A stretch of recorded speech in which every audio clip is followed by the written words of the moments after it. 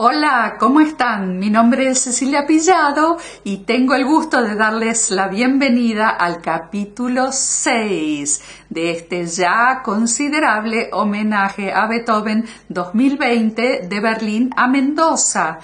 Bueno, en este capítulo 6 vamos a hablar de la carta a la amada inmortal y del testamento de Heiligenstadt.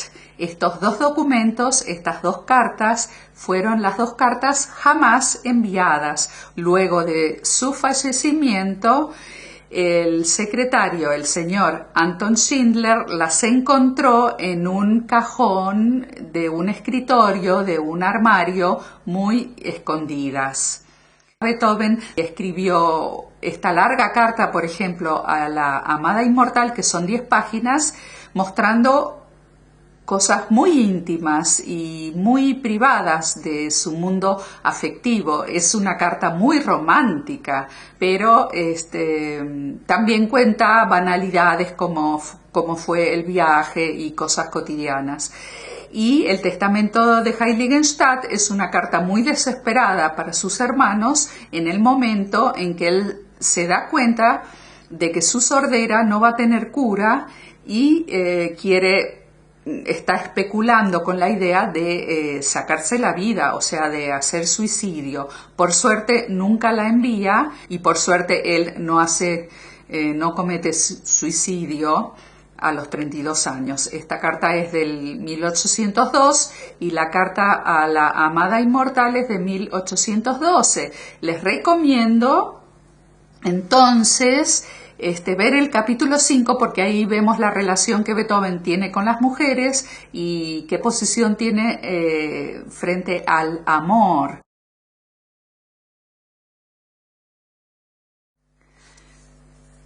Beethoven no era muy atractivo físicamente, pero tenía el atractivo de su música. Entonces las mujeres querían estar con él. Eran o alumnas o pianistas ya formadas o cantantes que querían el contacto social con él o tomaban clases o lo invitaban a veces a residencias de verano para tener contacto y charlar sobre música. Un pensamiento sobre el amor de Beethoven. Y dice: solo con amor es posible una vida completamente feliz. Por favor, Dios, hazme encontrar aquella que me sea permitida. Bueno, también tenemos que analizar qué actitud tiene Beethoven frente al hecho de escribir cartas. Él dice que no le gusta escribir mucho, que prefiere escribir notas. Y veo cómo corre la pluma, cómo se explaya en estos dos documentos, en la carta a la amada inmortal y el testamento de Heiligenstadt. Yo creo que tenía la misma cualidad de escribir cartas como escribía música y se explaya muy abiertamente y profundamente también. Luego, al final del video, les leeré o recitaré algunas oraciones de estos dos documentos tan importantes que nos muestran a un Beethoven muy de cerca. Acá tenemos un pensamiento de Beethoven sobre cartas. Él dice: prefiero escribir 10.000 notas que escribir una sola letra. Pero claro, tenemos que ver que en esa época no era posible otra comunicación que por escrito, o sea, por carta. No había teléfono, ni internet, ni celulares. Con esta palabra cartas llegamos a un punto muy, muy, muy importante en este video, que son los dos documentos y son la carta a la amada inmortal, que son 10 páginas, y el testamento de 1802 de Heiligenstadt, que son 3 páginas. Fuera de su música, son los dos documentos más íntimos, más apasionados, más sensibles, más desgarrantes y desesperados como el testamento de Heiligenstadt, y más tiernos y llenos de amor y apasionados como la Carta a la amada inmortal, que nos muestran a un Beethoven muy, muy, muy de cerca. Realmente es apasionante leerlas. Mi ángel, mi todo, mi yo, mi espejo. Solo unas pocas palabras hoy y con el lápiz que me has dado, con el tuyo. Recién mañana se va a decidir sobre mi alojamiento. ¡Ah! ¡Qué inútil pérdida de tiempo! ¿Por qué este profundo dolor? ¿Por qué nuestro amor solo puede existir sino a través del sacrificio? De no poder pedir todo del otro. ¿Por qué no podemos cambiar el hecho de que tú no seas completamente mía y yo no completamente tuyo? La carta a la amada inmortal es una carta escrita con lápiz el 6 de julio de 1812, a la mañana y al anochecer, y el día siguiente, el 7 de julio, en una pensión con el nombre de Al Sol Dorado, en un lugar de veraneo y baños curativos llamado Teplitz. El original que están viendo está en la Biblioteca Central de Berlín, perteneciente al patrimonio cultural prusiano. Las imágenes captadas durante la exposición Diesen Kuss der ganzen Welt, este beso al mundo entero, con el motivo de los 250 años del nacimiento de Beethoven. El amor lo pide todo, completamente y con razón. Si estuviéramos completamente unidos, ni tú ni yo sentiríamos este dolor. Mi corazón está lleno de tanto para decirte, pero hay todavía momentos cuando veo que la palabra no es nada. Alégrate, permanece mi fiel y único tesoro, como yo soy fiel a ti también. Los dioses sabrán decidir lo que deba ser de nosotros. Está dirigida a una mujer para nosotros desconocida, pero que fue un gran amor para Beethoven y tiene la intención de no solo comunicarle su amor profundo y apasionado, sino de pedirle que considere la posibilidad de vivir juntos. Además cuenta de su viaje y de su preocupación por saber cuándo será despachado por el correo, pero esto es en vano, ya que nunca, jamás la envía. Esto nos hace pensar que la amada era casada. Donde sea que estoy, tú estás conmigo. Me lo digo a mí y te lo digo a ti. Arregla todo para que pueda vivir contigo. Esto no es vida como es ahora. Por mucho que tú me ames, yo te amo más profundamente.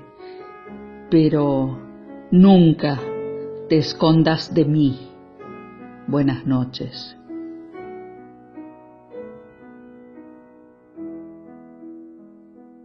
Es el verano de 1812 y la gente viaja a lugares de verano con baños curativos. Posiblemente Beethoven haya encontrado a la amada en Praga el 3 de julio, partiendo ella luego a Karlsbad y él a Teplitz, con la intención de encontrarla en Karlsbad más adelante.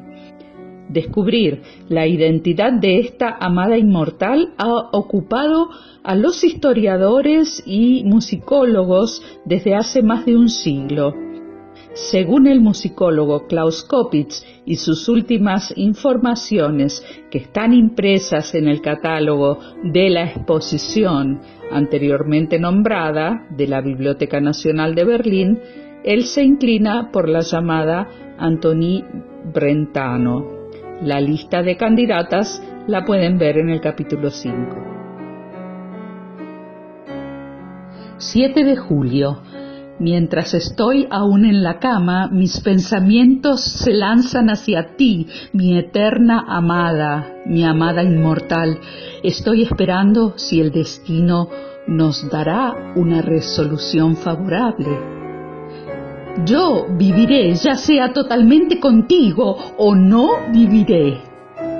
He resuelto vagar sin rumbo hasta que pueda volar a tus brazos. Tú, mi amor, mi todo, adiós. Continúa amándome, siempre tuyo, siempre mía, siempre nuestro amor. Ludwig.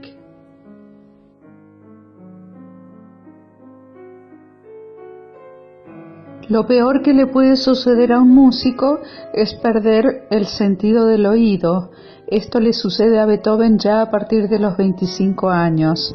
En 1802, con 32 años, va a Heiligenstadt a hacer una cura con la esperanza de recuperarse, pero se da cuenta de que va a ser una dolencia para toda la vida y por eso escribe el testamento a sus hermanos, refiriéndose a su enfermedad y ya casi diciendo de sus intenciones de suicidio. Es una carta muy desesperada, pero nunca la envía, la tiene guardada ya hasta después de su muerte. Acá vemos una carta del inventor del metrónomo, Melzel, que siempre está inventando otros aparatos y le comunica a Beethoven que tiene un aparato para escuchar mejor y para dirigir. Acá tenemos un cuaderno de conversación que era la única manera con la cual Beethoven se podía comunicar.